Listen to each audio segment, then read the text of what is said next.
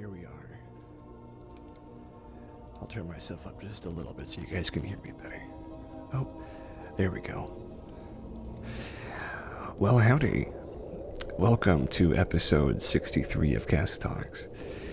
You know, this is the show that starts at 7:30 p.m. CST every Saturday. And today is the 8th of January of the new year.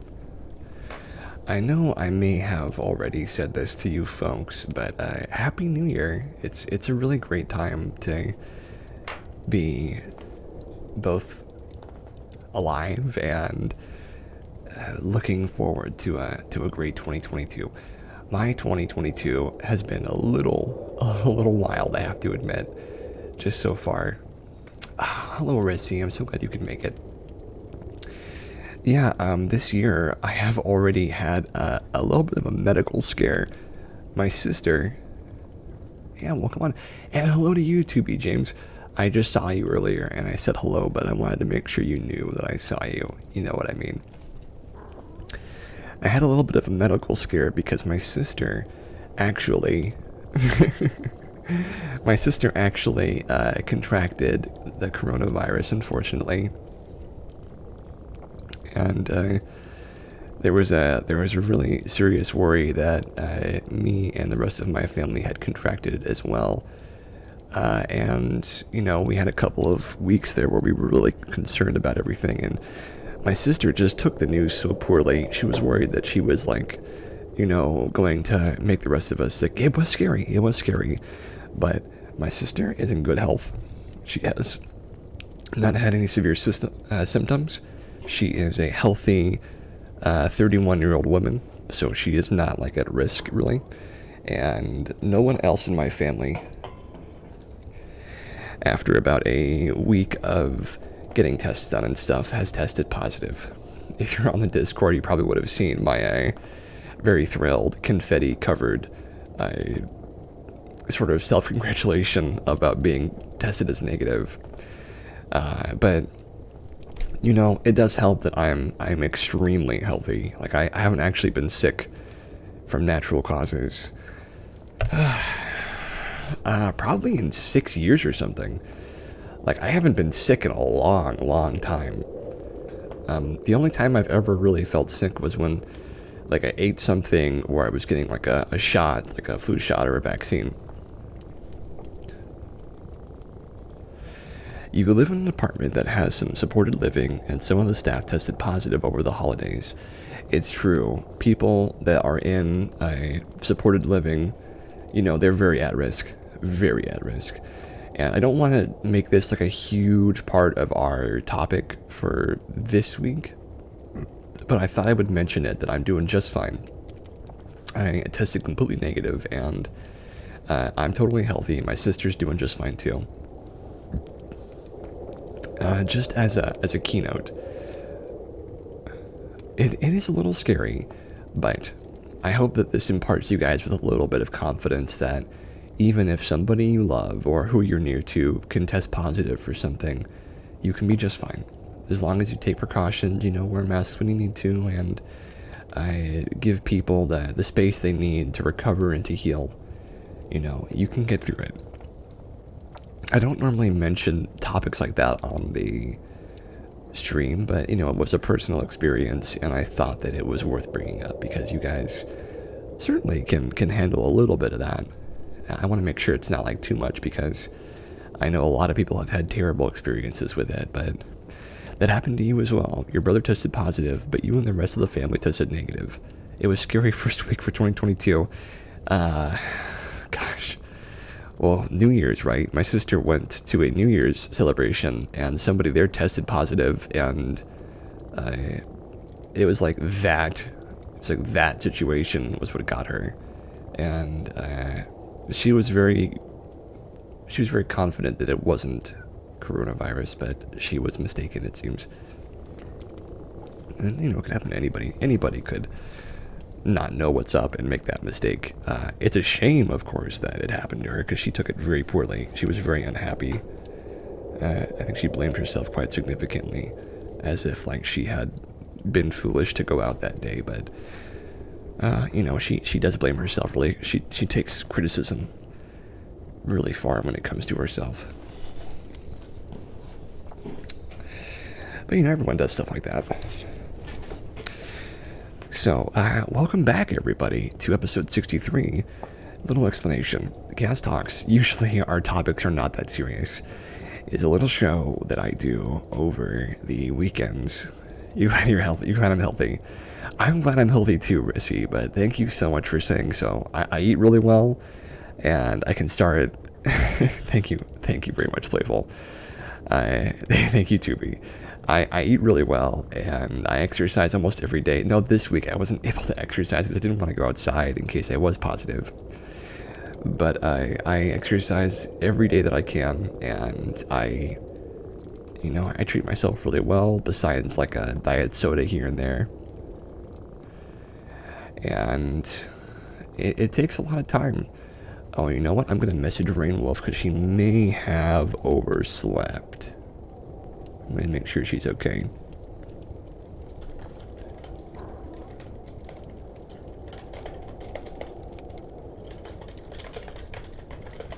And I would hate for her to miss the stream because I know she's really into it. Oh, you want me to message just tried it too? Okay, I was hoping to let them know that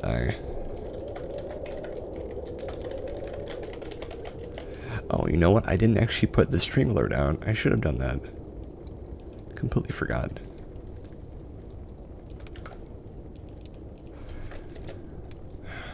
All backwards today. If they aren't busy, I mean, they might be really busy, so if they are, then I understand. So we hang out here for about 2 hours. We talk about some good news, maybe play some video games, and then when it's all over, we have a nice sort of moment to chill out. And some people fall asleep. I know 2B has fallen asleep a few times, which makes me very happy when people are able to get to sleep because of my stream. So I hope I can do that again. This is a pretty nice background too. Pretty nice background. I love the cat noises. The cat purring. But today, we are going to get started. So news for me. I have actually been on the lookout for going back to donate some more plasma. Not just because it does provide some money, though it does, and I would like to sometime soon get some new clothes. That'd be nice. I have actually reduced the size of my... You didn't even hear the cat. It's very quiet. It's true, it's very quiet. I have reduced the size of my stomach from around 42 inches in circumference to 35 inches in circumference over the past 6 months. And I've reduced my body fat by about 3%. And I'm really, really happy with that. All of my measured calories and measured nutrition and everything that I've been doing right is actually having a huge effect. And it makes me really happy. And I hope that that's an inspirational thing to you guys, because I was super, I was a little overweight. And it's at least a good start it is. I think my goal is to get a flat stomach, and then when I have that, I will feel much more comfortable actually wearing the clothes that I would like to wear, as opposed to wearing things that are just kind of loosely fitting. I am very unhappy with things that are just loosely fitting. I much prefer things to be fairly tight on the body is sort of what I would prefer. But that'll come in time. I am happy for the idea though. And certainly I do feel a little bit of a confidence boost seeing previous and earlier pictures of myself from last year. Last January I weighed about 180, and like I said, my stomach fat was probably, subcutaneous was about 45 altogether. And today I weigh 160, and my subcutaneous is down to 35 inches in circumference. So I have made a pretty big change in my life, and it's great news to me. As the first good news is I'm doing really well about that, and it's visibly Can you share some weight news? Also, go for it, Rissy. I'd be happy to hear about it. I think we all would be. It's been a huge change for me, though, and just looking at myself in the mirror, looking at my earlier pictures, I look happier and I feel happier just as a benefit of those changes, I would say. And it's a very important thing to look good and feel good in whatever order you prefer.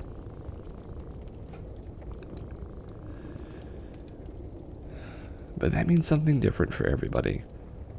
As long as you find that thing that you like, you know? Find that thing that you're into.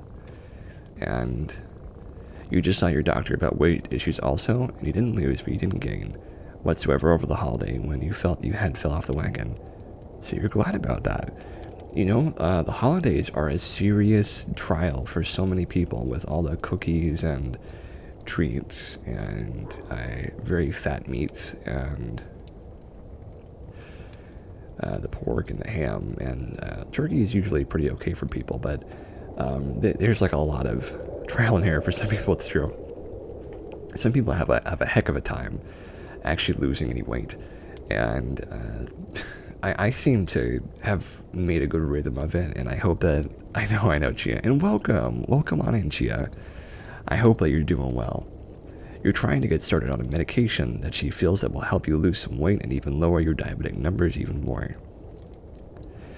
I do hope it's able to do that. Oh, and yeah, I'd give you a big old hug if I could, Chia. I hope you know.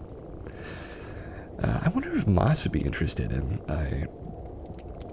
being one of the Streamlord members. Do you think Moss would care about that? I don't know if Moss has Twitch. Well, that's up to them, I suppose. But yeah, that's my news, and I'm very glad for you, Rissy, and I'm also very glad to see you as well, Chia. So, we are going to talk about some good news that happened over the past week, and a little earlier too, considering we have some extended good news stories that we didn't get to last time. So here's one from December the 31st. A woman wakes up to find an astonishing icicle outside that looks exactly like a hummingbird. It does look very hummingbird-esque, I have to say. I can't disagree with that at all. Let's see. Window capture number 2. And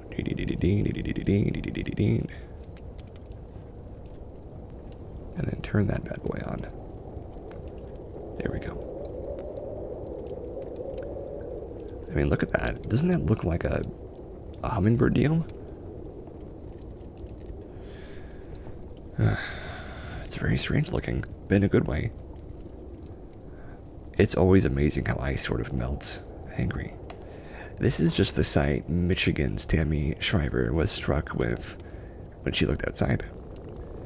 Water had been melting from the rooftop of the hemp farmer's home onto the tree branches below as a freeze sequence took place amid the changing weather. A natural ice sculpture immersed. Oh my gosh, she remembers saying, that looks like a bird. It really does have a hummingbird look to it, I have to say. I grabbed my iPad and just started grabbing pictures on it, says Tammy. And then I ran outside to get a better angle. One problem, little kids everywhere. Her 6-year-old granddaughter Caitlin loves to eat icicles, but she was asked to leave this particular ice bird alone for everyone else to enjoy, and luckily, Caitlin did just that. Of course, no ice lasts forever. Sunshine melted the hummingbird into a slightly different shape. A chickadee, perhaps? It is kind of more of like a different kind of bird than a hummingbird. Though a sparkling formation is no longer ornamenting a branch outside Tammy's home, she feels blessed just to have enjoyed the sight for a week. My grandma liked hummingbirds, she says. Maybe grandma sent me a lovely one to watch. Oh. I don't actually know what my grandma's view of hummingbirds were, but if she enjoyed them, I'm certain that this would have been a spectacle for her. Alright, it's a pretty good one. I like that one. Habitat for Humanity's first 3D printed home on East Coast sold single mom sold to single mom with a touching history. The new home for April and her 13-year-old son is the first one constructed by Habitat for Humanity on the East Coast using 3D printing. With lumber prices high, Habitat for Humanity saved an estimated 15% per square foot compared to their normal building cost. The 1,200 square foot house, featuring 2 full bathrooms, uses concrete, which retains temperature better than wood and will save on heating and cooling costs. It's also more resistant to tornado and hurricane damage. A concrete constructed home is also the same type April fondly remembers that her great-grandmother owned, and she's excited to carry on the tradition. Amazingly, the entire skeleton was built in just 12 hours, which is the truth and craziness of 3D printing homes, by the way. Shaving off around 4 weeks. 4 weeks of building time. Do you hear that, folks? That was literally less than a tenth of the time that it would have taken. 12 hours versus 4 weeks. Using the printer machinery of a Virginia company called Alquist. Hey, if I'm building a home in Virginia, I'm gonna call these guys. There's even a miniature 3D printer that comes with a house that could reprint parts like light switch covers if she needs a repair. Many people think Habitat gives homes away, but they actually sell homes to families with low to moderate incomes, issuing a no-interest 20 or 30-year mortgage that the new homeowners then pay off monthly. That's sort of where my parents are, but we're almost to the end of our mortgage, I think. The Habitat Homebuyer program becomes available to people who volunteer more than 300 hours of service and who make 45 to 80% of an area's median income. April, who has been employed full-time for 5 years at a nearby hotel, logged her 300 sweaty equity hours on Lordy, and some were spent actually helping the crew on the construction site that would become her first home. The addition of solar panels and a smart home system based on proprietary technology from Virginia Tech will ensure April and her son enjoy low energy costs while still maintaining comfort. Honestly, that's the future right there. That's the future of everything, is this sort of building construction work. I can't imagine a better Christmas gift, she said at the ribbon cutting ceremony on the front porch. There was even a tree decorated in the living room. And that was from January 1st. So New Year's is when they reported it, but oh, this is a good one. I remember this one being really good. Watch 2 cats experience snow for the first time, adorably shaking their paws with each step. From January the 2nd. We had some snow here on the 2nd as well, actually. I'll give you guys a little show of what this is. It's a very, very cute story. Very, very cute. These cats got to experience snow for the first time, and no one was sure of what they would do. It turns out the pair ventured into the white fluff, but with shy caution and some shock. You still have some snow, playful? Named Shorty and Cody, they displayed plenty of paw shaking and wide-eyed awe.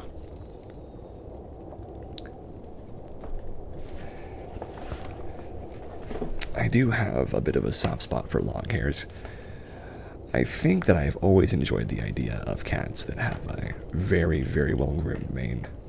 It's very appealing to me. I've always felt that the appeal of it was significant.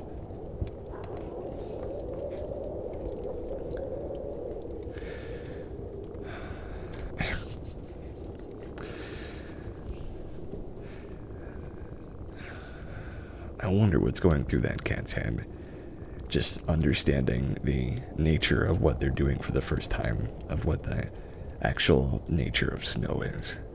Oh, look at him.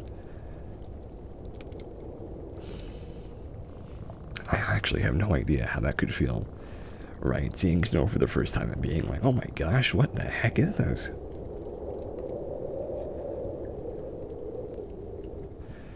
What a beautiful sight, though, seeing a black cat, long hair all covered in those white, almost dandruffy looking spots.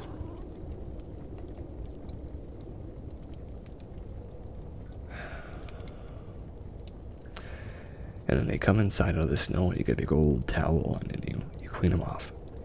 Give them a big old hug and a kiss.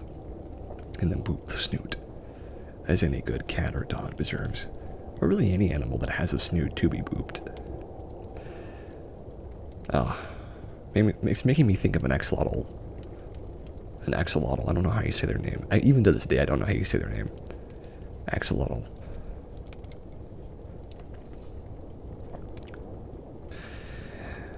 You know, I really do hope Lily and Jeremy are doing well as all of the other members of Destrida. But one day, I hope to be interrupted many times during cast talks and my other streams by a friendly animal companion. I think that would be lovely.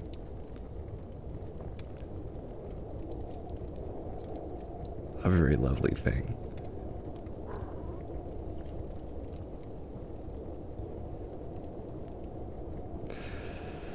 Oh, you know what though? I got to shave for the first time in 2 weeks today because I hadn't shaved already for about 5 days, which is like the latest I usually go. And then my sister was in quarantine, and so I was not shaving for like almost 2 weeks, maybe a little longer. And I was like, I need to shave really bad. And it's just really nice to have a clean face after all that. And here comes the short hair. Aw. And now all the snow is gone. It's a lovely porch though, isn't it? Well, I do hope that your snow woes are gone before too long, Playful. What a lovely little story though.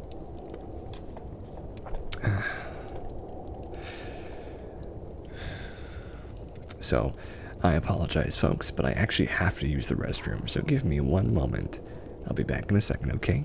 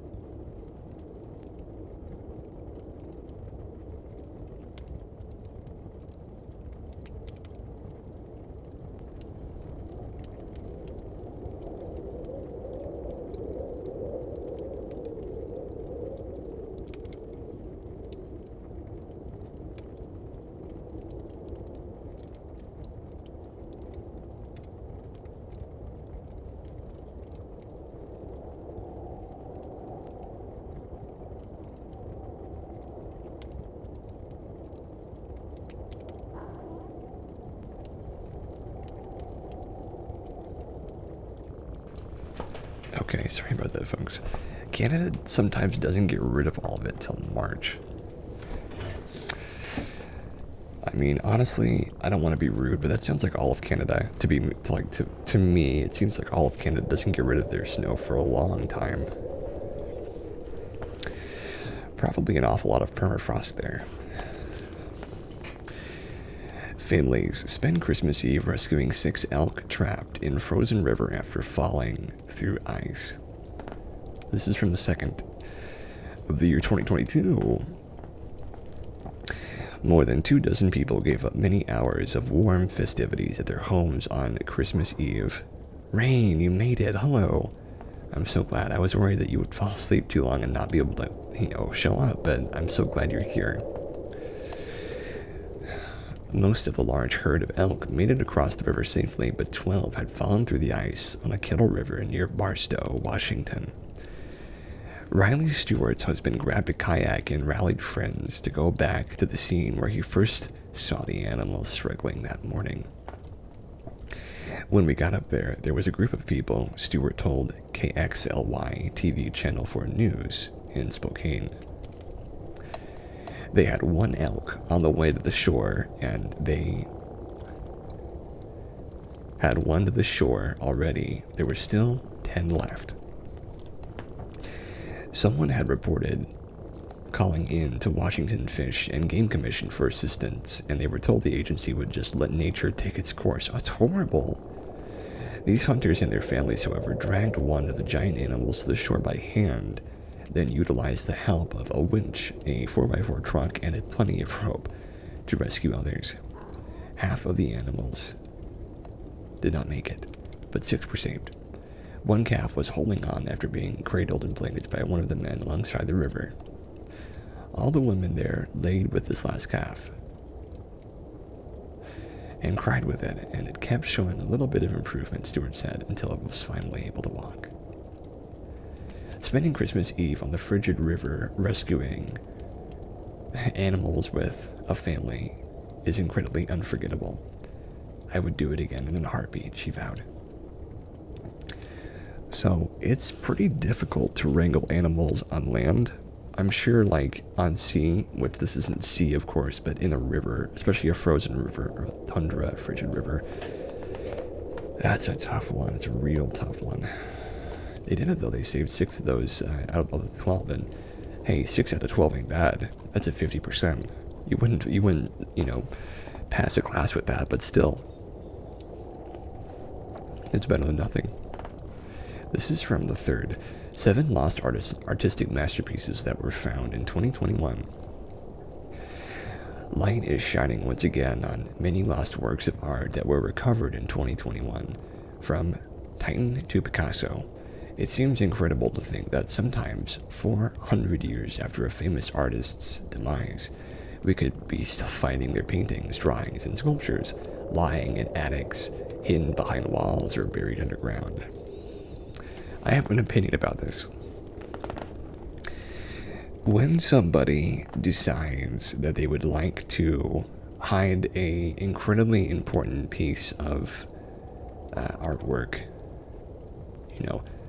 hide it away so that they can essentially keep it like smuggled for all eternity away from the prying eyes of the people who would like to see it besides them. I find that to be an incredibly horrific and poor taste decision. For the most part, I understand that people, they want to have something for themselves. I don't want to say like trying to keep a piece of history is bad, but don't hide it behind your wall. Put it somewhere where somebody, whether it be like a museum curator or a government official or somebody who actually has heritage and stake in the object that you're keeping, make sure they can hold on to it, because I'm not going to probably be alive for all time. Even if I was, I would still probably like trade out my art pieces now and again. And if you just hide something so like no one can find it, that's a really selfish and I would almost say immature thing to do, because an artifact of extreme historical significance. It deserves to be seen by people. You know, it's meant for the world. And if you hide that away, then you hide the brilliance and the potency and power of its person who made it, and the hard work that they put into it. So I hope you guys can understand my viewpoint on that a little bit more. Just certainly, you know, be willing to share your art and to share the art that you find, because oftentimes art becomes more, I guess, more powerful and more sort of divine and arcane the longer it's been around. And every piece of art is like a sneak peek into somebody's existence. We don't want to lose that, because every perspective is important. In March, art historian Ronald Moore was approached by the All Saints Church at Ledbury, England, about the possibility of restoring a massive depiction of the Last Supper. Moore believed it could be a work by veteran Venetian master Titian. He and his assistant spent 11,000 hours attempting to link the painting, which Moore described as always having a feel of Titian about it, to the artist, after the striking comparison of a Titian self-portrait to one of the apostles in the paintings. And an ultralight breakthrough revealing the artist's signature in the corner, there seems to be little doubt in the artwork, or the art world, that one of the master's canvases has returned to us. 1 month later, another revelation. During refurbishments at the world-renowned Uffizi Gallery in Florence, renovators moving piles of debris in the understudy stumbled across 2 Renaissance-era frescoes. Oh my gosh. They also found skeletons, oh no, from a church cemetery that had originally been united into the building, and the remains of a 16th century stable which was commissioned along with the gallery. The frescoes depict Cosimo de' Medici, the first head of the famous banking dynasty that filled the Uffizi with beautiful sculptures and paintings, built the Duomo, and generally turned the city into one of the economic and cultural powerhouses of Europe. The Cosimo fresco is stunningly preserved on a previously buried medieval period wall. You guys can see it if you'd like to. Quick little snap of it. It's actually in pretty good condition. Like, you can look at that. I mean, I can clearly see that there is a man who's like, oh, you know, sort of stuffy, but standing up at his desk, and the 2 ladies that are sigilizing and venerating him from the front. It's a very good picture. Sometimes one doesn't have to dig in the earth or comb thrift stores to find great art. In May of 2021, a white marble sculpture sitting in the reserves of the Dresden State Art Collection, which was unattributed, was confirmed to be crafted by Gian Lorenzo Bonnini and commissioned by Pope Alexander VII. Bonnini often worked for the papacy and carved Sant'Angelo bridge angels, as well as many parts of St. Peter's Basilica. He's considered one of the finest wielders of the hammer and chisel in history. The work is a life-size and totally realistic human skull and went on display as part of a series called Bonnini, the Pope, and Death, detailing the effects of the plague on Rome in the late 1600s. More great art was discovered tucked into a home's attic. GNN reported in July that a sketch by Pablo Picasso was found that way in Maine. The brilliant work was uncovered by next of kin after the demise of a Europe trekking art enthusiast.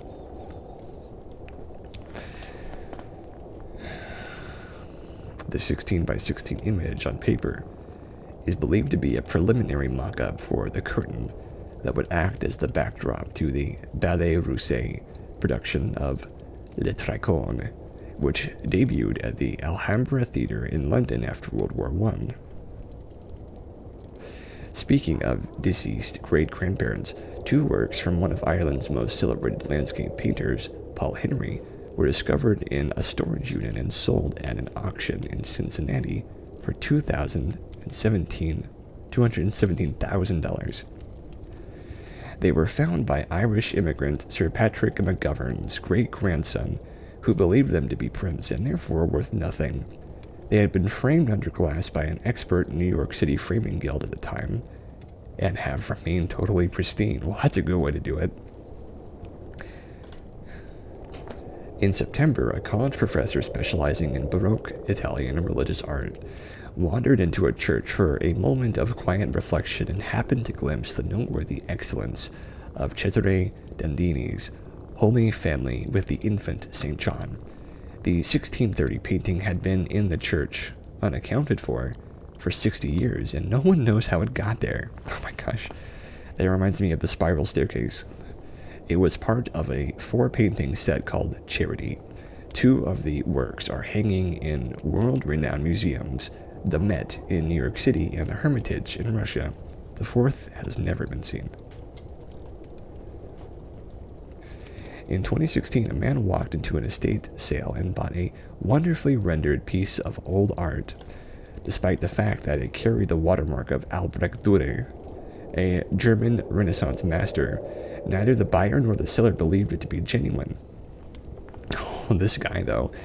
Now art historians are calling it an original worth $50 million, and it is believed to be the first ever recorded preparatory drawing in the painter's career. So stumbling across $50 million is kind of crazy if you ask me. In my worldview, a person that wins the lottery or stumbles onto a fortune like that, a chance encounter with an obscene amount of money that it's sort of impossible to spend that much money at once for most people. I think that for me, it is really important to be wary of that sort of thing, because especially in the United States, it is really, really easy to put yourself in a position where people are so covetous of what you've done and what you've attained. They can sometimes make terrible decisions. It's why if I was to come into that kind of money, I would probably change my name and move to a different part of the country. But you probably still know me as Cassius Mishima, online. It's just, I have a very fond desire to remain somewhat private. I mean, you guys are going to know my name someday if it becomes desirable enough information. I mean, someone will find out, and that's fine with me. And hopefully I'll be given the chance to elicit my own name and my own identity and my own will. Now, that doesn't happen for everybody in this business. But either way, it is important to remember that, it's certainly not worth losing your safety or your ability to live in the public world simply to gain a little bit of currency. Though, I mean, I know that,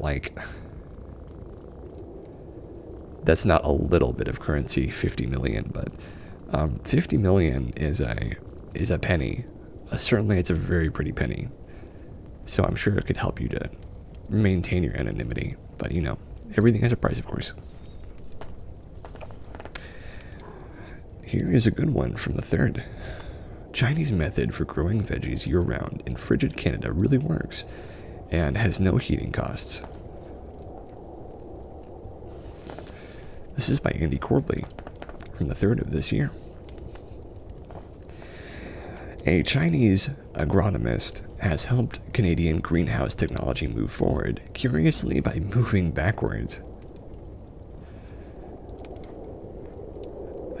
Dong Jiani uses only materials in the laws of thermodynamics to grow cucumbers, peppers, lettuce, tomatoes, and more, even in the frigid Alberta winter, all without using a single watt. A geologist who abandoned the oil industry due to crashing oil prices, Dong Jiani's Fresh Pal Farms is believed to be the largest passive greenhouse in Canada.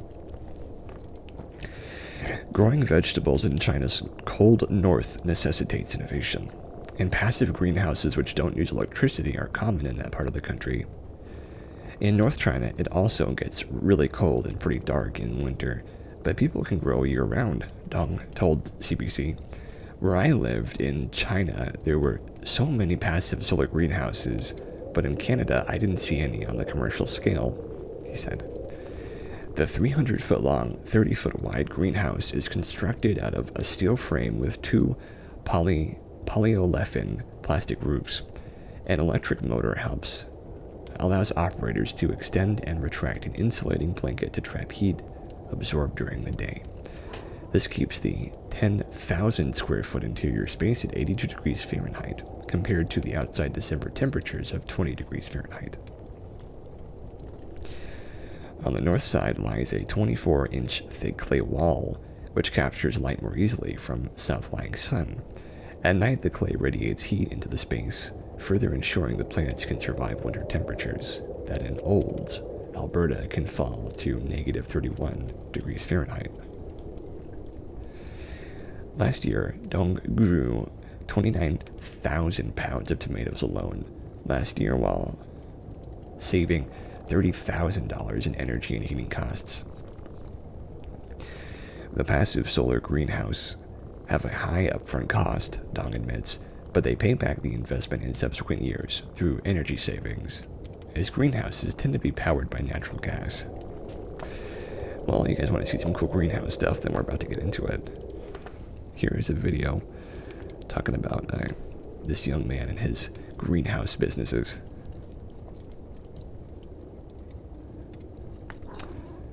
I want to zoom a little bit forward, though.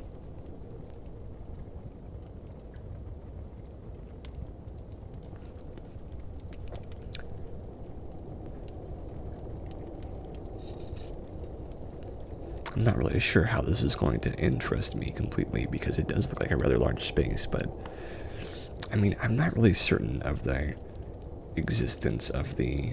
I mean, it's a big space though, I have to. It's a very big space. You know, I've always liked those hanging buttons that are just hanging by wires, you know what I mean? That's always appealed to me for some reason. Especially when it's like a thick cable that you're grabbing it off of.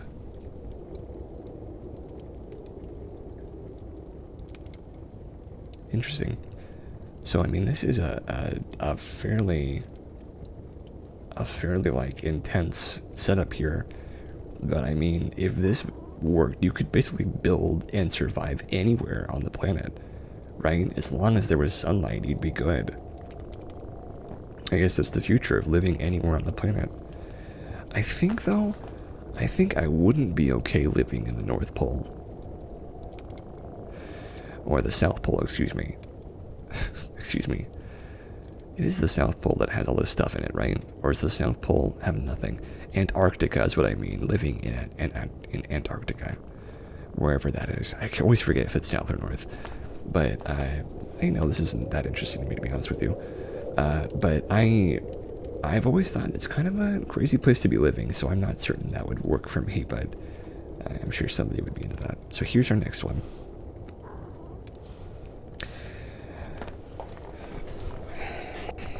From January the 3rd by Isla Ross. There are many reasons electric vehicles are green, according to Yale researchers. With new major spending packages investing billions of dollars in electric vehicles in the U.S., some analysts have raised concerns over how green the electric vehicle industry actually is. Focusing directly on the particularly on indirect emissions caused within the supply chains of the vehicle components and the fuels used to power electricity that charges the vehicles. But a recent study from the Yale School of Environment found that the total indirect emissions from electric vehicles pale in comparison to the indirect emissions from fossil fuel-powered vehicles. This is in addition to the direct emissions from combusting fossil fuels, either at the tailpipe for conventional vehicles or at the power plant smokestack for electricity generation. Showing electric vehicles have a clear advantage emissions-wise, over conventional vehicles. The surprising element was how much lower the emissions of electric vehicles were, says postdoctoral assistant Stephanie Weber. The supply chain for combustion vehicles is so dirty that electric vehicles can't surpass them even when you factor in indirect emissions.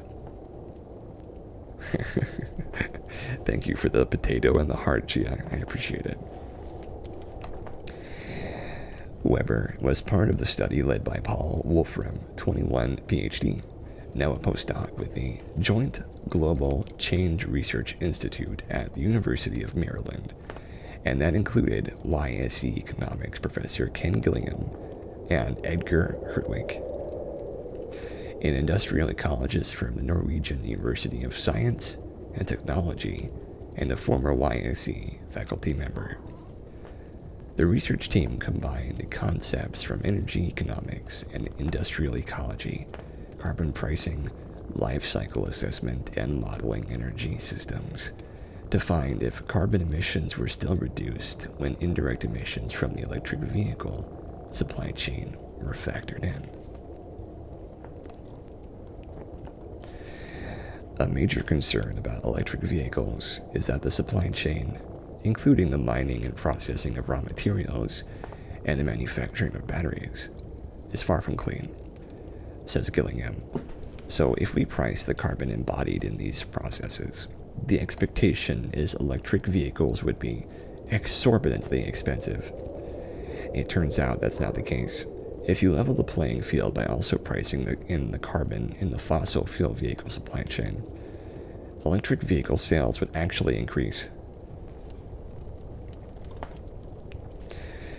The study also considered future technological change, such as decarbonization of the electricity supply, and found this strengthened the result. The electric vehicles dominate when indirect supply chain emissions are accounted for.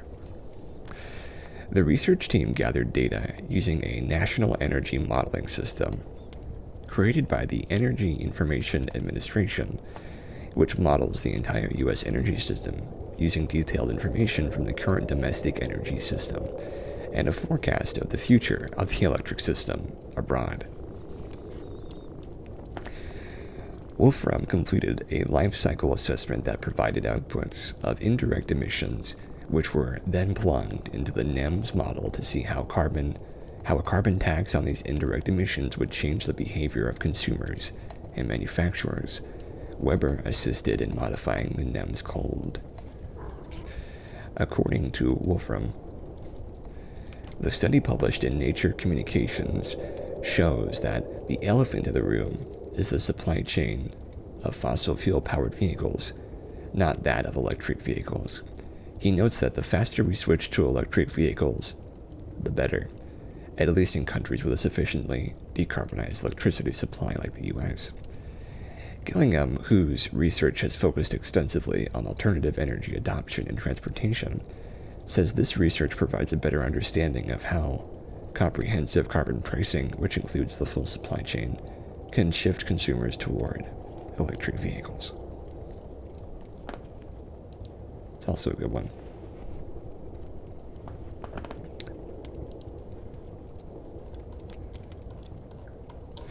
So here's a short one. Oh, I've got a little bit of water left in my LaCroix.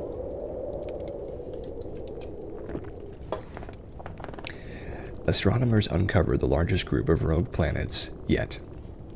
This is from January the 4th. Rogue planets are elusive cosmic objects that have masses comparable to those of planets in our solar system, but do not orbit a star, instead roaming freely on their own. Crazy. Not many were known until now, but a team of astronomers using data from several European Southern Observatory telescopes and other facilities have just discovered at least 70 new rogue planets in our galaxy.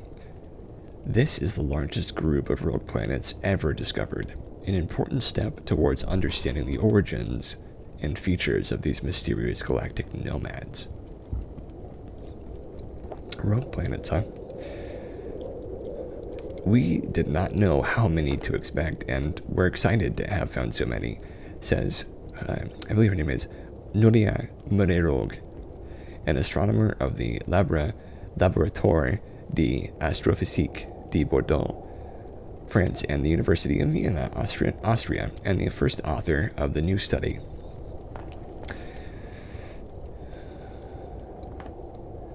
Rogue planets, lurking far away from any star illuminating them, would normally be impossible to image. However, Morero and her team took advantage of the fact that, in the few millions of years after their formation, these planets are still hot enough to glow, making them directly detectable by sensitive cameras on large telescopes.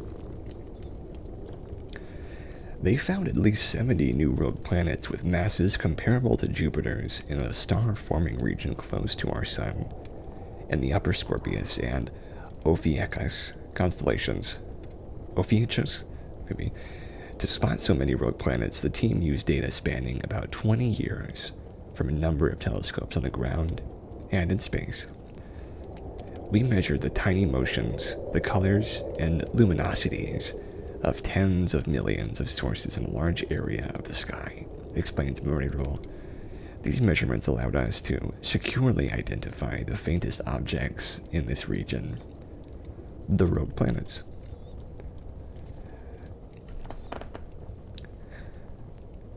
The team used observations from ESO's Very Large Telescope, the Visible and Infrared Survey Telescope for Astronomy, the VLT Survey Telescope, and the MPG ESO 2.2 meter telescope located in Chile, along with other facilities. The vast majority of our data comes from ESO observatories, which were absolutely critical for this study.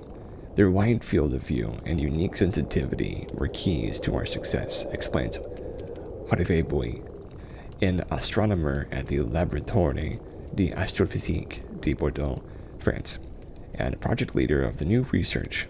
We used tens of thousands of wide-field images from ESO facilities, corresponding to hundreds of hours of observations, and literally tens of terabytes of data. The team also used data from the European Space Agency's Gaia satellite, marking a huge success for the collaboration of ground and space-based telescopes in the exploration and understanding of our universe. The study, published in Nature Astronomy, suggests there could be many more of these elusive, starless planets that we have yet to discover. There could be several billions of these free-floating giant planets roaming freely in the Milky Way without a host star, Bowie explains. By studying the newly found rogue planets, astronomers may find clues to how these mysterious objects form.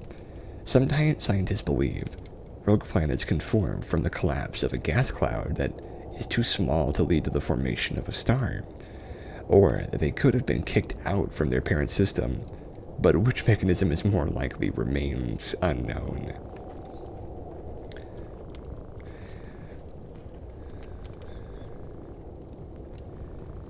Further advances in technology will be able to be the key to unlocking the mystery of these nomadic planets. The team hopes to continue to study them in greater detail with ESO's forthcoming extremely large telescope, currently under construction in the Chilean Atacama Desert, and due to start observations later this decade. These objects are extremely faint and little can be done to study them with current facilities, says Boy. The ELT will be absolutely crucial to gathering more information about most of the rogue planets we have found. Absolutely lovely. That's great.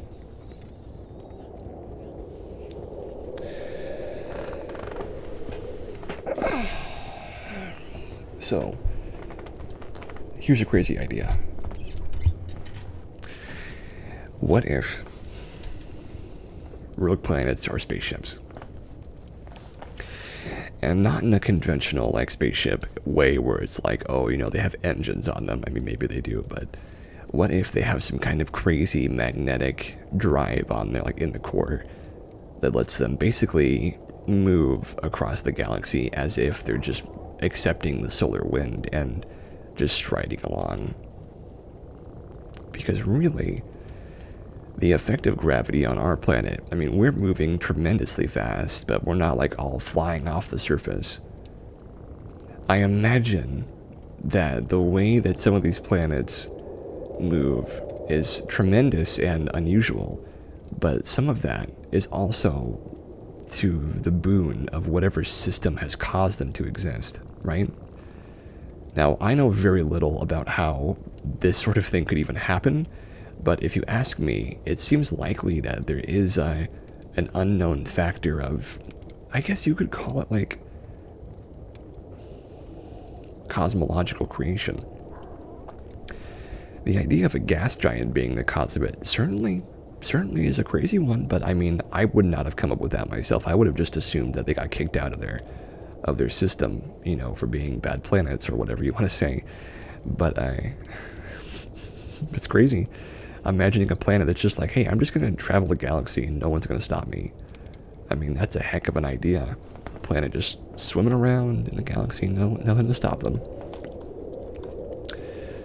It's a crazy idea. So, 80-year-old man reunited with long-lost siblings thanks to his little cleanup dog on TV. Oh, I'm going to put this one on the screen for you guys so you can see it's very cute.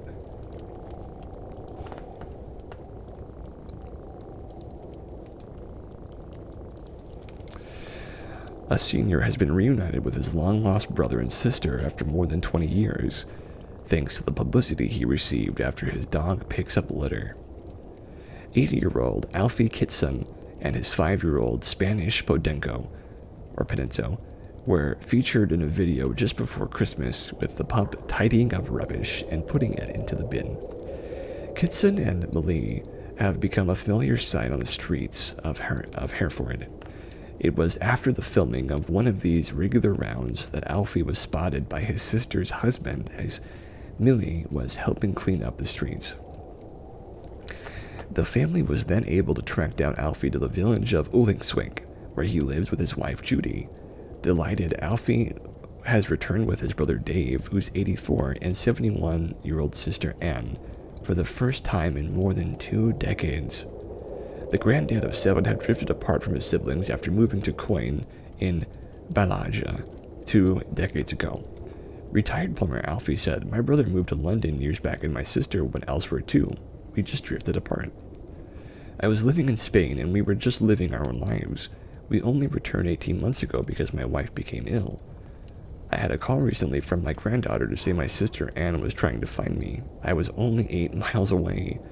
I came back home one day, and lo and behold, there was my sister. She then got in touch with my brother Dave." Oh, look at that. The pupper that cleans up the streets. Literally cleaning up these streets. He's a very good boy, or girl. And also, she would make a great cop too, a great canine unit. We all grew up in Hereford, and now we've all been reunited, Alfie says. It's been amazing. And to think it's all down to teaching Millie how to put litter in the bin. It's just incredible, really. We met for a walk with Millie last week, and it's been emotional. We're all planning to meet up again soon in the new year. Millie the dog was just 8 months old when she was found, abandoned in a rubbish bag, tied to a tree branch, and was rescued by Alfie and Judy. Alfie said, "We rescued her because our house felt empty without an animal. Dogs and cats are a big part of anyone's life that loves animals." As for her trick, he says, "All I have to say is, put that litter in the bin, and she will pick it up and do it. Passers-by seem to love it, and she always gets a little round of applause. She isn't just part of the family, she is the family, and we are glad we can show her off to others, as she really is an amazing dog." Oh. Well, for the most part, I think training animals to clean up trash is kind of a crazy but brilliant idea, considering, like, if you could somehow make that a larger scale thing where dogs just roam around picking up trash. I don't know exactly how far that could go, but it does sound really, really useful. So look at this. New smart pack could make food poisoning a thing of the past, and it's eco-friendly. This is from the 4th of January. A new smart form of packaging could eradicate food poisoning, according to a new study. Scientists say it kills harmful bugs such as E. coli, salmonella, and listeria, keeping meat, fish, fruit, and vegetables fresh for longer. The waterproof wrapping may also help save the planet by reducing waste, according to the research team who has made it. It looks just like plastic, but it's biodegradable. Project co-leader Professor Mary Chan of Nanyang Technological University in Singapore said, "This invention would serve as a better option in the food industry. It has demonstrated superior antimicrobial qualities in combating a myriad of food-related bacteria and fungi that could be harmful to humans." The smart release of antimicrobials only occurs when bacteria or high humidity is present. It provides protection when needed, thus minimizing the use of chemicals and preserving the natural composition of foods packaged.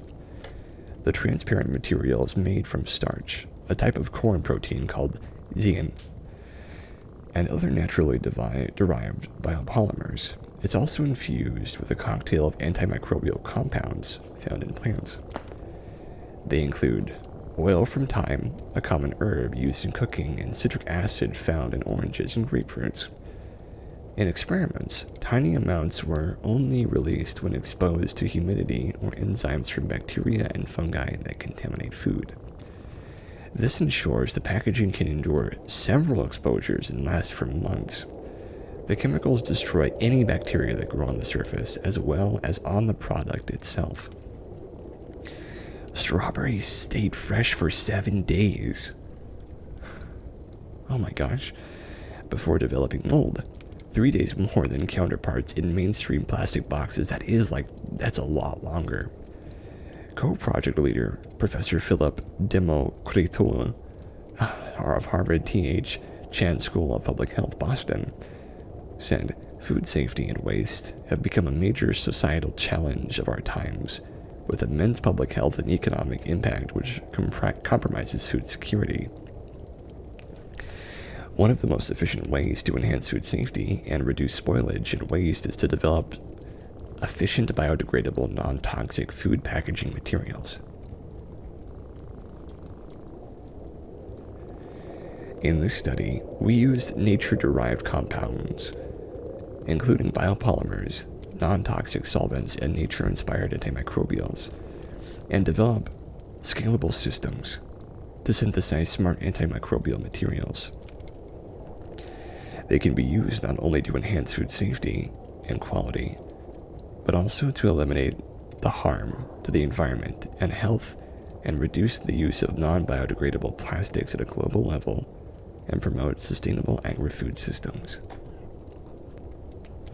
The packaging industry, as the largest consumer of synthetic plastics derived from fossil fuels, it accounts for the bulk of plastic waste that is polluting the environment. Peter Barber, CEO of Comcrop, a Singapore company that pioneered urban rooftop farming, said, "The N2U Harvard Chan School food packaging material would serve as a sustainable solution for companies like us who want to cut down on the usage of plastics and embrace greener alternatives." As Comcrop looks to ramp up product to boost Singapore's food production capabilities, the volume of packaging we need will increase in sync, and switching to materials such as this would help us have double the impact. The wrapping's antimicrobial properties, which could potentially extend the shelf life of our vegetables by twice apparently, would serve us well.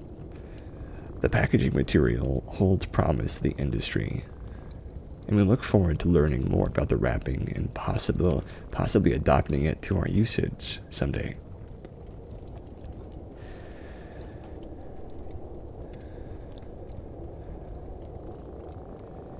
Professor Chan said it has enormous implications, serving as an environmentally friendly alternative. The aim is to replace conventional plastic packaging with the new material that will also double the shelf life of produce. My gosh, man. Professor Chan said, "Vegetables are a source of wastage because even if they're refrigerated, they will continue to respire, leading to spoilage after a week or two. With the antimicrobial packaging, there is a chance to extend their shelf life and also make the vegetables and fruits look fresh with time. The team hoped to scale up the technology with an industrial partner with the aim of commercialization within a few years. Gosh, the news today is awesome.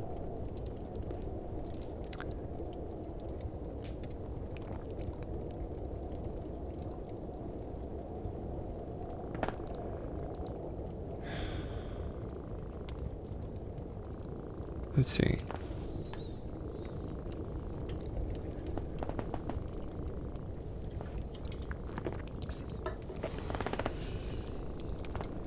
And we'll check what time it is just so we know when we want to get into some dwarf. Okay, we're just getting to the halfway point. Cool. So we'll read the rest of these and then do a bit of dwarf.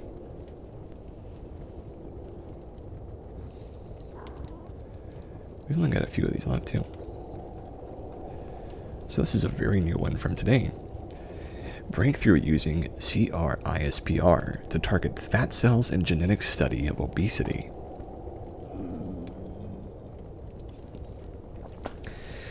Fat. It is vital for life, but too much can lead to a host of health problems. Studying how fat tissue, or adipose, functions in the body is critical for understanding obesity and other issues. But structural differences in fat cells and their distribution throughout the body make doing so challenging. Fat cells are different from other cells in that they lack unique cell surface receptors and only account for a minority of the cells within fat tissue, said Stephen Romanelli, PhD, from the Department of Molecular and Integrative Physiology at the University of Michigan.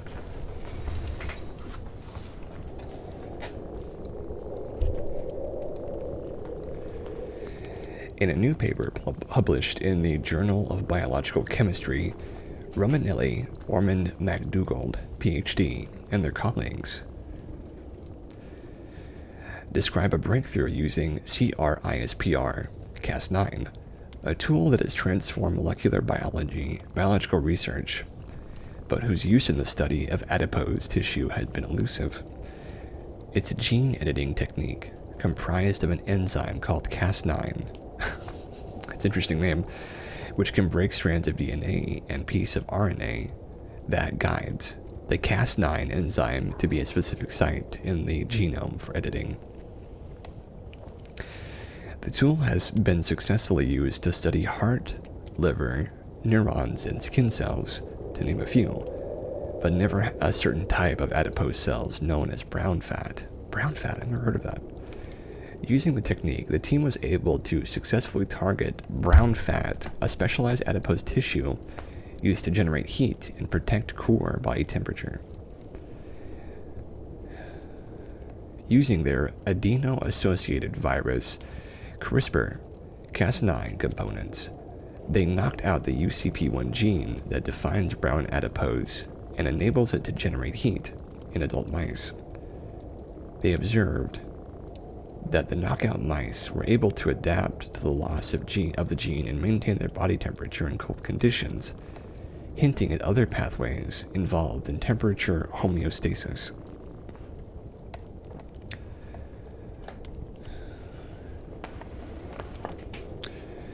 The biggest challenge in terms of adipose research to date has been that if you want to study a gene's function, you have to commit a considerable amount of time, resources, and money into developing a transgenic mouse, said Romanelli. The traditional way of developing mouse models involves breeding mice with a desired mutation to delete or introduce certain genes of interest, which can take more than a year and tens of thousands of dollars. CRISPR-Cas9, I can't believe that name, has revolutionized this process.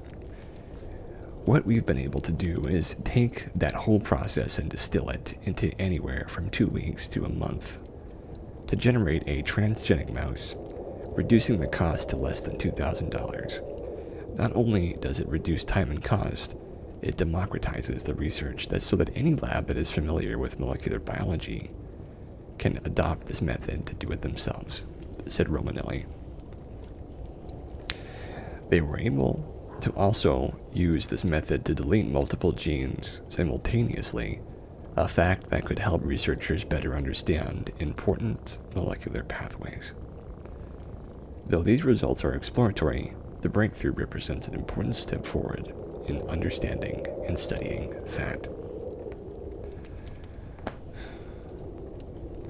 I have to admit, I didn't completely understand that one.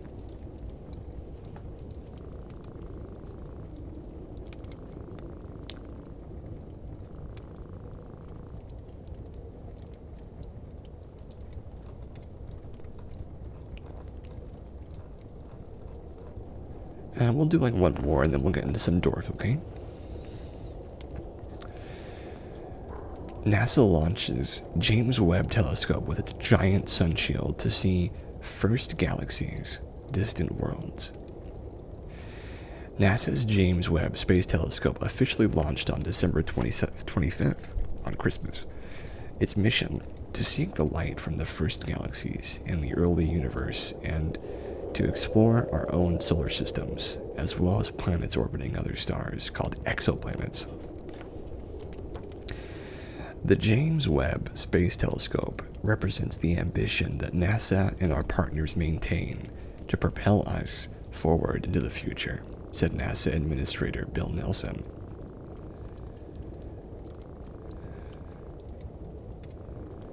The promise of Webb is not what we know we will discover. It's what we don't yet understand or can't yet fathom about our universe. I can't wait to see what it uncovers. Ground teams began receiving telemetry data from Webb about 5 minutes after launch. The Ariane 5 rocket performed as expected, separating from the observatory 27 minutes into the flight. The observatory was released at an altitude of approximately 870 miles, approximately 30 minutes after launch. Webb unfolded its solar array, and mission managers confirmed that the solar arrays were providing power to the observatory. Thomas Zurbuchen, Associate Administrator for the Science Mission Directorate at NASA headquarters in Washington, said Webb's scientific promise is now closer than it ever has been. We are poised on the edge of a truly exciting time of discovery of things we've never been able to see before, or even imagined. What could be imagined?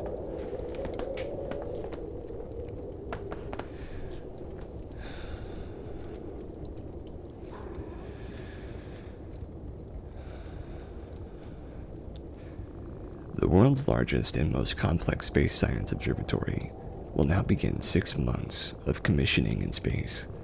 At the end of commissioning, Webb will deliver its first images. Webb carries 4 state-of-the-art science instruments with highly sensitive infrared detectors of unprecedented resolution. Webb will study infrared light from celestial objects with much greater clarity than ever before. The premier mission is the scientific successor to NASA's iconic Hubble and Spitzer space telescopes, built to complement the further the scientific discoveries of these and other missions. Well, that was lovely. So, we are going to start our dwarf now. To those of you who are unfamiliar with Dwarf, Dwarf Romantic is a game that I've been pretty into recently. In fact, I would say I'm a fan of it. For the most part, Dwarf Romantic is not a quick or like an especially it's not like an especially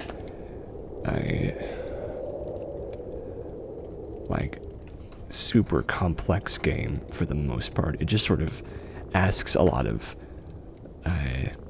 general paying attention stuff to it. And if you can pay attention to Dwarf, then you can play it. Let me get rid of this little window capture I had. and then we will capture the game itself.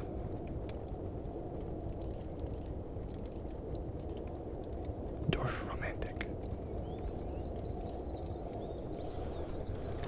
And hopefully my...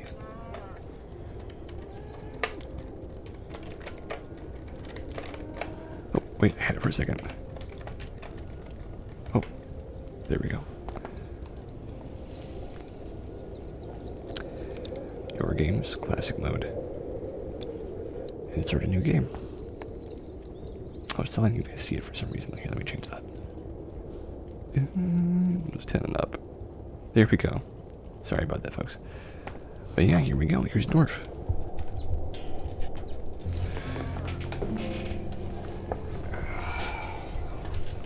Oh, excuse me. So, yeah, we're just going to start off making some room here for some trees and for some wheat fields. Look at that. Already we have a good thing going on.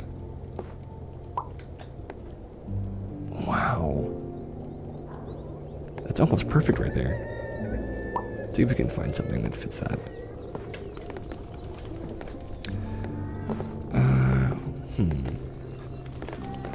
Let's try this.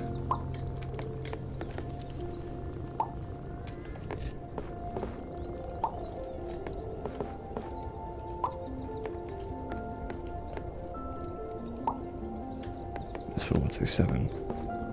There we go, look at that. We're doing real well right now. Oh my gosh, that's a 4-fer. That's a big combo.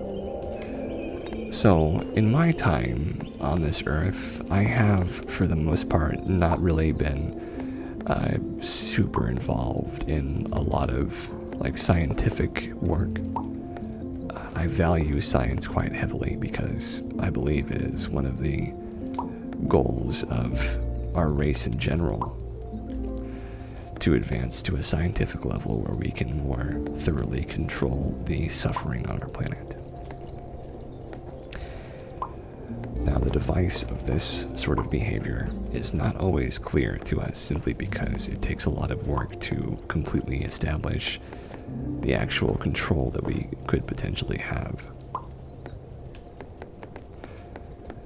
However, that doesn't mean that we have none.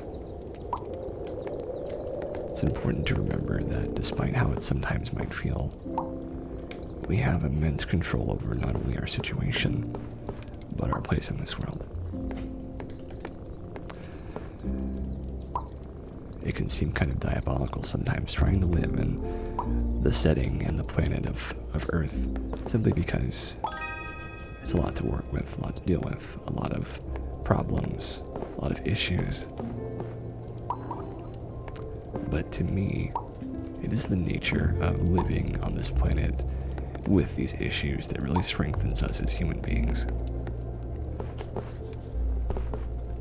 I hope that you guys feel similarly to me, because it can be a real challenge. Sometimes it can feel impossible to live on this planet. But it just takes a little bit of love and consideration for the people around you, and then you can make it happen. I know that so many of my friends face challenges that are astronomical and sometimes can seem impossible on a daily basis. I don't know if I can really do much for them, at least that's how it feels.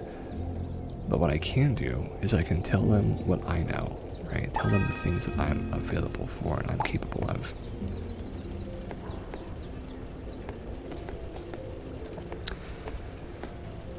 Because I know very well that it's incredibly, obscenely difficult to make a functioning world, right?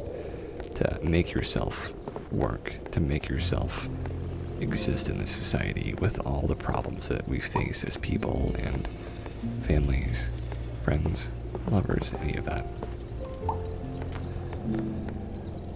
But the importance, right? The importance of getting through these issues and making it work despite whatever our flaws and our issues might be. That's what's it's worthwhile. You don't need me to tell you that, of course. I'm sure you know. But it's a long road. It's a long road to be happy or to be safe or to be in control of your life. I don't ever want to assume that I know what someone can do better. But the Discord, right?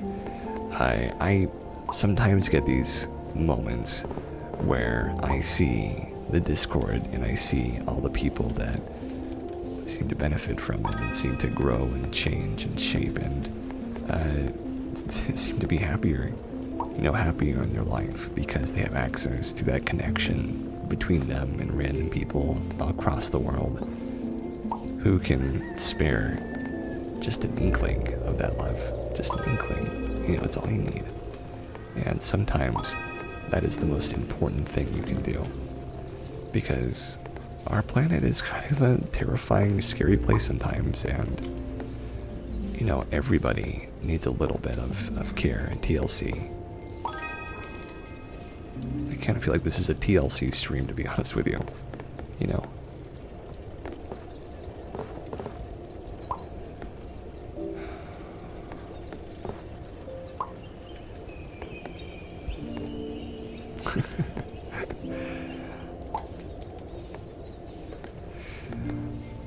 But I'm always glad to be of service wherever I can be. I have this belief that the world is, of course, a sometimes scary, crazy, insane place, but despite all of that insanity, whatever issue that a person has, there's always a way to improve yourself, right? Every day, every single day, people get up and decide to be better. They decide to live better and be happier. And those are perfect. Every single day, people improve. People fall in love. People find their perfect job. Find an animal that they can live with for as long as they can. And every day, somebody, somewhere, makes the change in their life necessary to start over. I can only say that is an incredibly difficult and strange thing to try and wrap your head around for a lot of people. It was for me for a very long time, because the idea of the world basically changing in such a drastic and unfamiliar way, it can feel insane. It can feel bizarre. It can feel unnatural. But the world really is all those things. It really is bizarre and unnatural. Nature itself has this way of being completely crazy, but at the same time being just sane enough that it gets away with that insanity and that craziness. It gets away with it.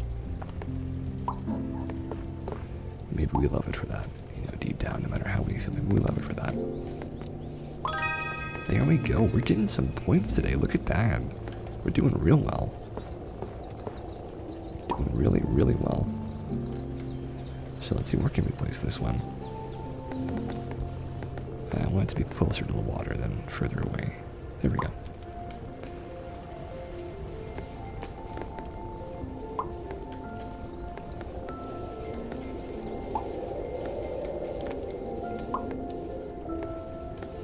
We still need to find a 1 over here, okay. And this one would do well. Well, you can add as many as we want to that one, okay. Good, that was a good one. Oh, perfect, nice. So this one, that's still 2, and it wants just a 1 right there, just a 1. There we go, it's good. Oh, look at that. That is a perfect. I could tell that was a perfect right away. It just had the look of a perfect.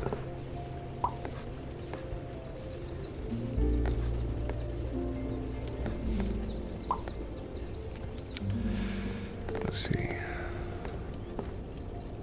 Good. Good. this one is only accepting 19. It doesn't want any more than 19, okay.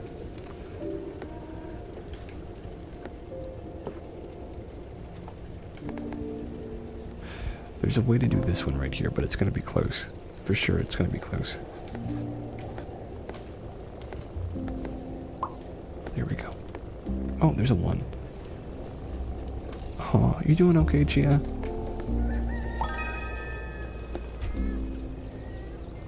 What emote is that? Is that a good emote or a bad emote? I can't tell.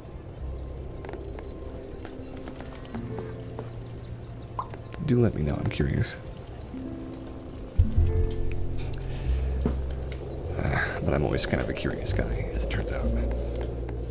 So this one only wants potential of +7. Doesn't want any more than that. Put that right there. And we'll connect it at some other point.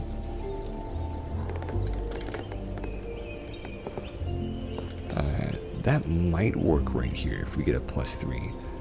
We'll look for a full one right here, and we'll get into that. We want one that has a connection right here and here, and that'll do it.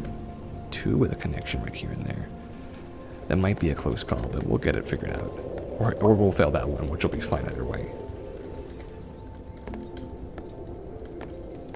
That's right, this one wants to be capped off.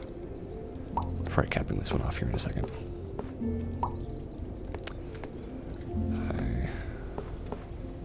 Wow, that's a crazy one right there.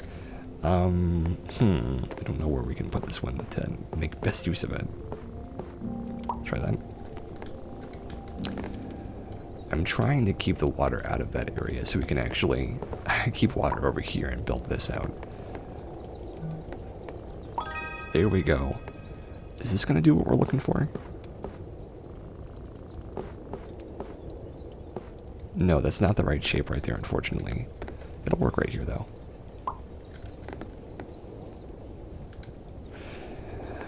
But yeah, I mean, you know, the world's kind of a crazy big place, but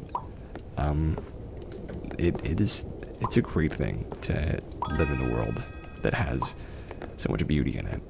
And you have to work to find that beauty sometimes, but when you do, it's worth it. It's worth it every time. Look at this one. My gosh, guys, we're getting some major points here. I'm not even sure how I have this many points right now, but I feel like this is a great run of Dwarf already. It's a good Dwarfer. This one wants more of those. So we still want to grab this over here, so we can put this here.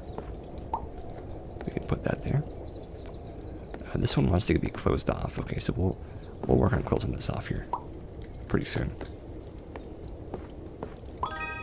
Good. Very good. And then let's see, where would this go well? That wouldn't quite be enough there.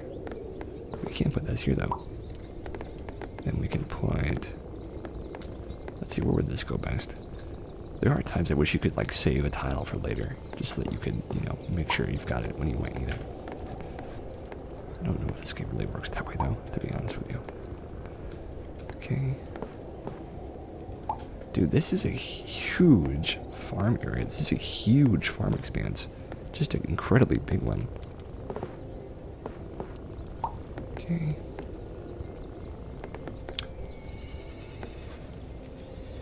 Okay, I don't know if we're going to be able to get that one anytime soon. There are some connections here that are tough for me to grab. Really tough. I don't know if that's going to be enough, though. I'm going to place that there. 17 plus, or 19 plus. That's easy. That's an easy one for us. Very easy. This should finish this one off. Where does this one need it? There we go. Oh, this one's going to get canceled, unfortunately. That's okay. That one was a tough one anyway. We didn't need that one.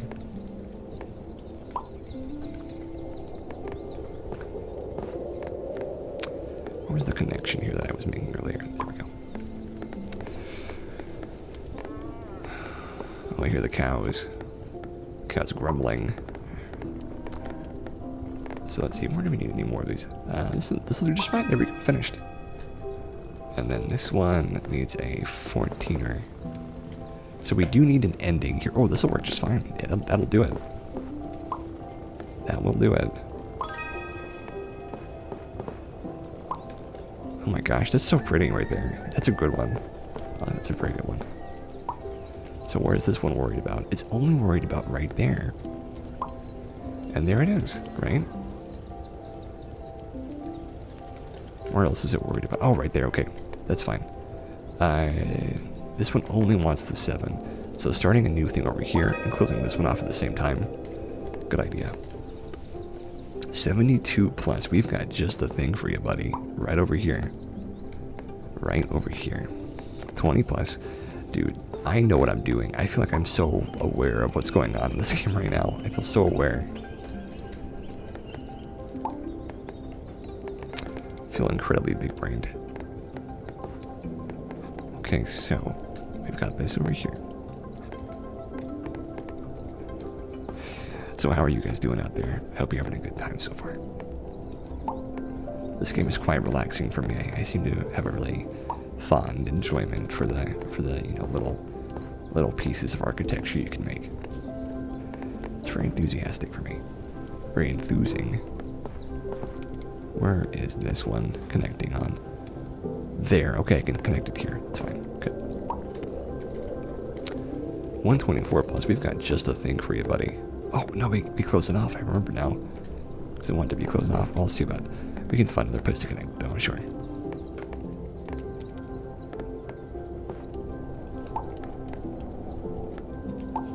There we go. Oh, perfect. Nice.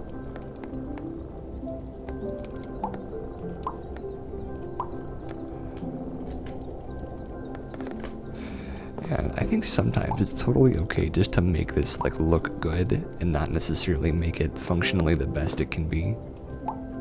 Because I don't always like want to make a super good looking map per se, or a super functioning map. Sorry, I got that completely backwards. Sometimes I'm just like, hey, I just want to make a map that I think it looks cool. You know, I'm getting that feeling from time to time. We're gonna get 3 of those unlocked at once right over there. My gosh, lordy Lou. Would that break that? Would that break that pink? No, we want to save that spot though, because that spot is really valuable.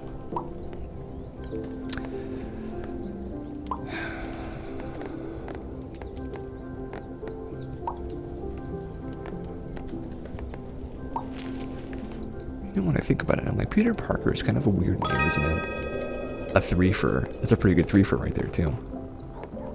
Peter Parker. I don't know why I'm thinking about that right now, but it is sort of an idea I've got in my head.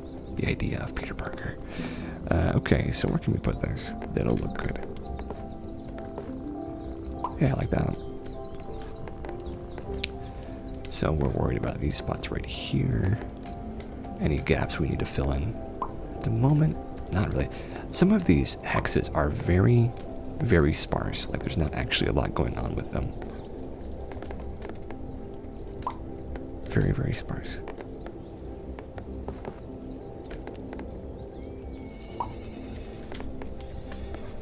It's a very like brain heavy game though, I have to admit. Like it does make you have a lot of things to think about when it comes to building.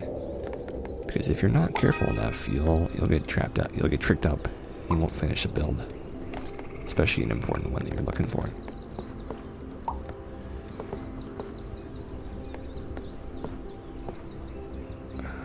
Let's try that. Is this gonna fit there? No. We need to keep this going over here. Because this needs to flourish a bit more.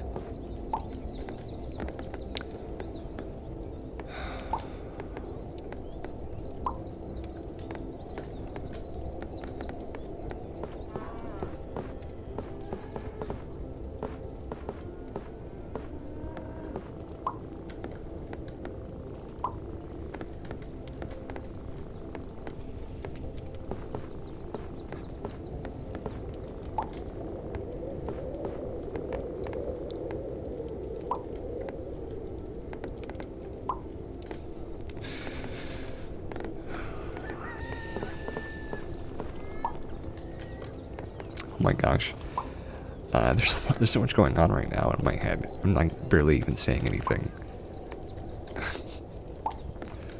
Oh, there we go. That's gonna look great.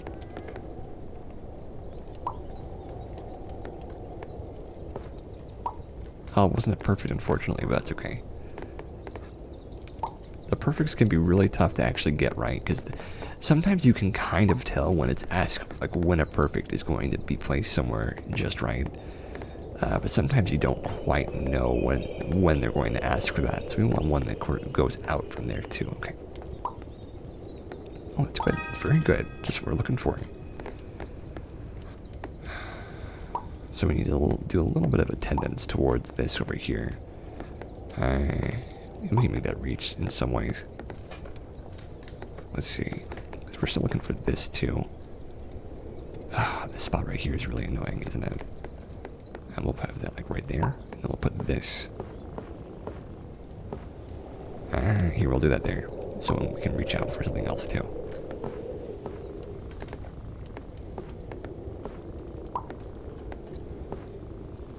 Here we go. That worked well.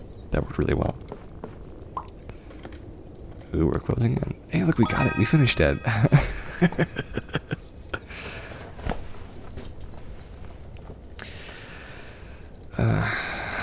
That is a load off my mind, knowing that that got finished properly, I have to admit. My brain was kind of worried that wasn't going to happen. Just a little bit. I was like, oh, I don't know if we're going to get canceled right there or not, but we avoided being canceled for another day. Always a good thing. Excuse me. I made these dumplings earlier that were just lovely. I made some veggie dumplings with Thai and basil, and they were covered in a layer of aerosolized olive oil, and then I placed some almond flour over them and covered them in a layer of that. And afterwards, I placed them in an air fryer for about 35 minutes at 400 degrees. And then, when they were finished, I put them in a bowl, recoated them in olive oil, and then another layer of the already fried almond flour, and let them cool. That was my lovely little breakfast. But recently, I'm not really eating anything. I'm not eating as much, and I'm also only eating twice a day. I usually have around 17 to 1900 calories though, which is good for someone my size and my build. I sense our imminent cancellation occurring, unless I can get this figured out. We don't have any real water improvements we need to do over here though. That does look really nice. So it's perfect. Yeah, that was a perfect. I could tell. Every now and again you can tell.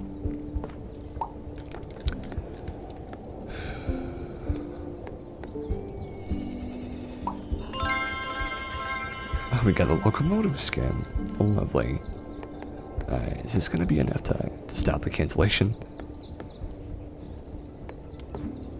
No, it's not quite enough.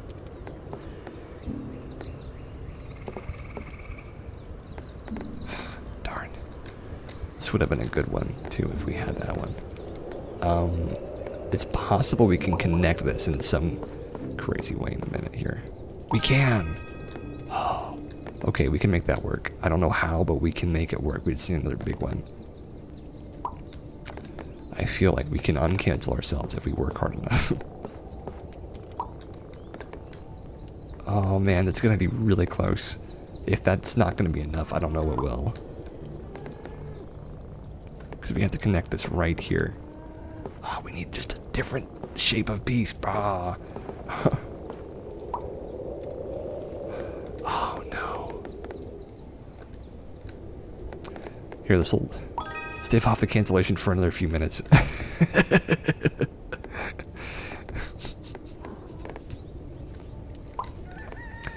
Is this going to be the one that will stop the cancellation? Oh, okay.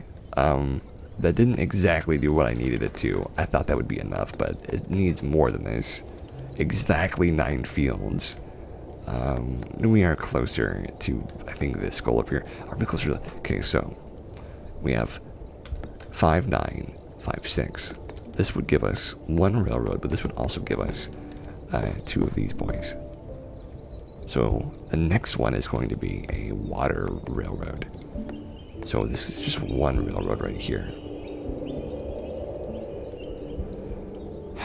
And then the one after that is the water turn stop. I think this is it, guys. I think we're done.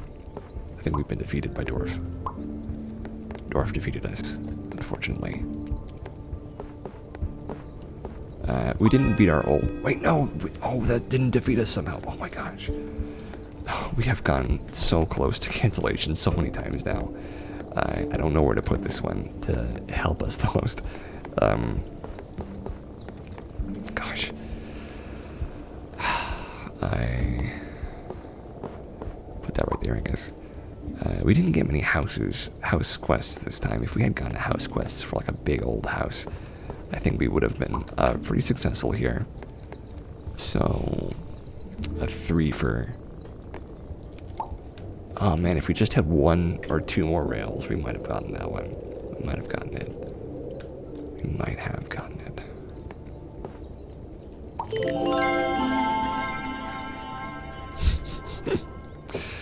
Skin unlocked for the windmill.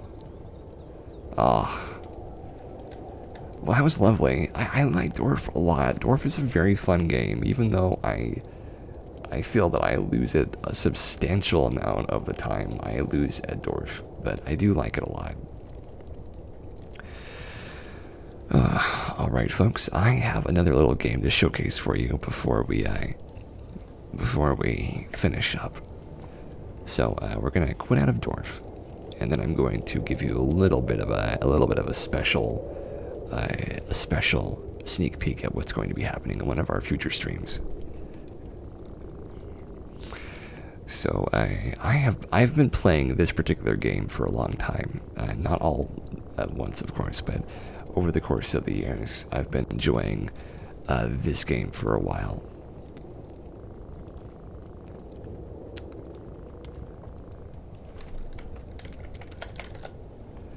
And I want you guys to know that this is a favorite of mine, and I want to share it with you.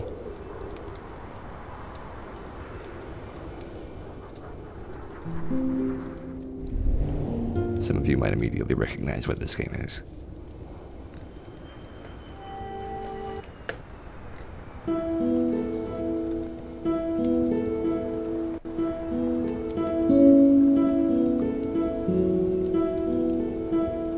Let me know if it's too loud.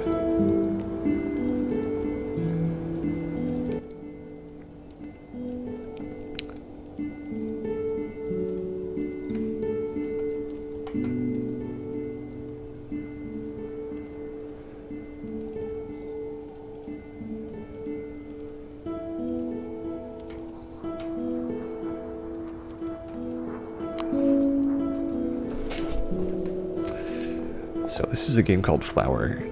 It's actually one of my favorite games.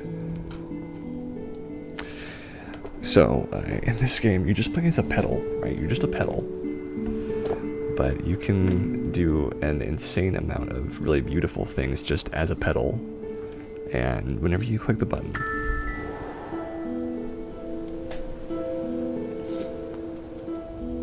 you just start floating on the wind.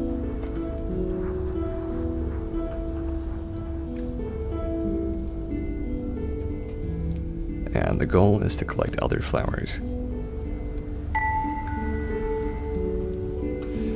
So when I was about 14-ish, probably, when this game first came out in 2000 and probably 2008, maybe I was a little younger than that, I really enjoyed the fact that you were just not expected to do anything in particular, just kind of to just have a good experience.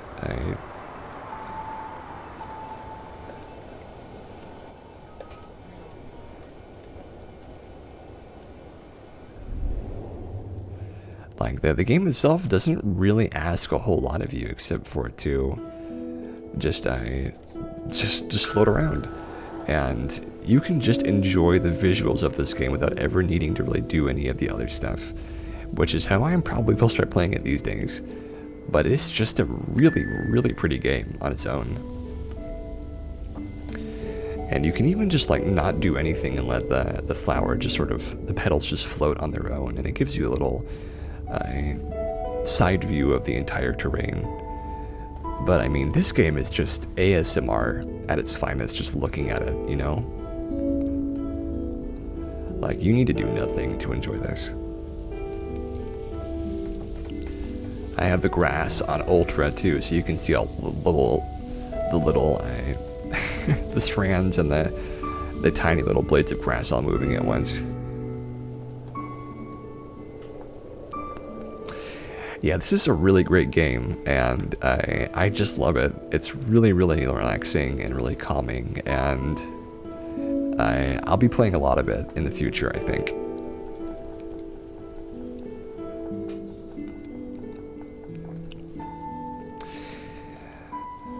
And I think we might end on that, actually.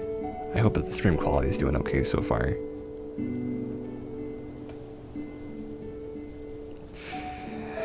But as always, you guys have been fun. I've enjoyed myself. We had some good news. I did okay on a game of Dwarf. Dwarf has been beating me for a long time. I hope to beat my old score soon. But ending on this high note is fantastic. I really, really like that we get to show off some of these cool games. Because, I'm sure a lot of you guys have never seen these.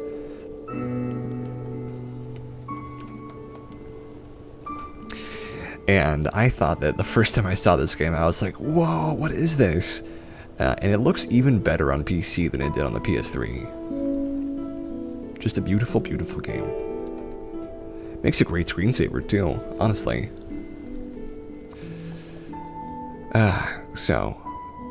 I think that will be the end for me. Thank you to my lovely friends, GB James, Rissy, Playful, Chia, and Rainwolf. Team Wolfshima, by the way. I'm looking forward to that. For being a part of this stream and for enjoying yourselves for a little while. And I look forward to hanging out again soon. I hope all of you have a lovely night and that you totally get to sleep in a huge, wonderful, splendiferous way. And thank you again so much. I hope that we can just enjoy this game together and have a super great, awesome time. So, until next time, thanks for coming by. I'll see you again soon. Make sure that you have a safe, warm, cozy night. And that you stay safe. And you take care. I'll see you next time. Bye-bye.